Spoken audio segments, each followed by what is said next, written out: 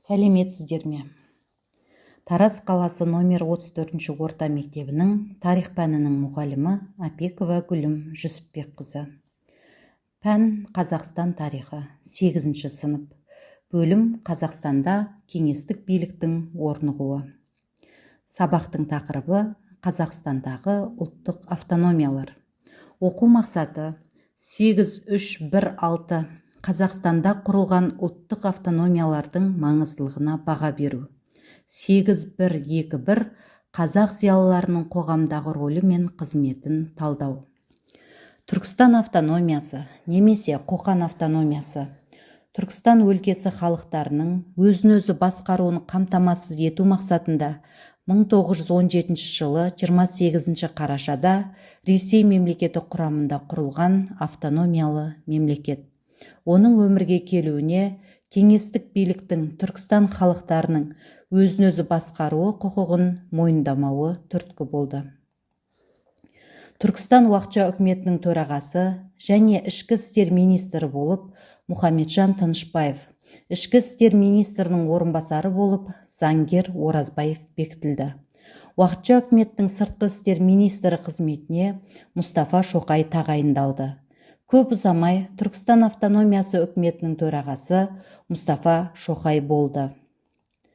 Халық зор үміт артқан Түркістан автономиясын 1918 жылы 2 ақпанда кеңес үкіметі қарулы күшпен таратып, оның бірнеше мүшелерін тұтқынға алды. Қазақстанда құрылған тағы бір автономия Алаш автономиясы.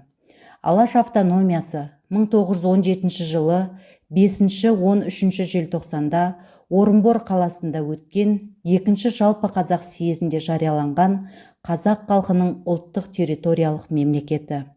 Съезд Алаш автономиясының Алашорда аталған Алаштың ордасы немесе үкіметі ұлт кеңесінің құрамын сайлады. Алаш автономиясының үкіметі Алашорданың төрағасы болып Әлихан Бөкейханов сайланды. Алашорда үкіметінің төрағасы Әлихан Бөкейханов Алаштың баласы бұл жолы болмаса да жақын арада өз тізгіні өзінде бөлек мемлекет болады деп сенді. Сонымен қорыта келгенде екі автономияда ұлттық мемлекеттік идеяны толық жүзеге асырып болмай-ақ өз жұмыстарын тоқтатты. 1920 жылы 9 наурызда Қырғыз-Қазақ ревкомы Алашорданың және оның барлық мекемелерінің жойылғаны туралы хабарлады. Балалар, бүгінгі алған мәліметтерімізді пайдалана отырып, тақырыпқа байланысты Вен диаграммасымен жұмыс жасаймыз. Алашорда автономиясы мен Түркістан автономияларының айырмашылықтарын және осы екі автономияның ұқсастығын жазатын боласыздар. Дескриптор Алашорда автономиясының 4 айырмашылығын анықтайды. Түркістан автономиясының 4 айырмашылығын анықтайды. Алашорда мен Түркістан автономиясының 4 ұқсастығын анықтайды.